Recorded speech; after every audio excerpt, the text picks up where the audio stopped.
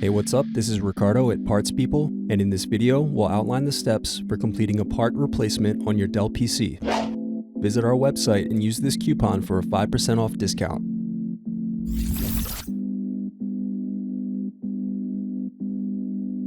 First, slide over tabs and remove battery. Then unscrew and remove access door. Now remove bottom base screws.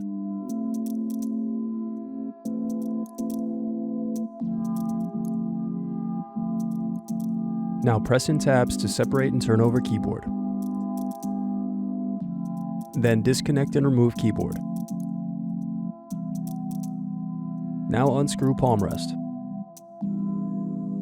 Then disconnect cables and remove palm rest.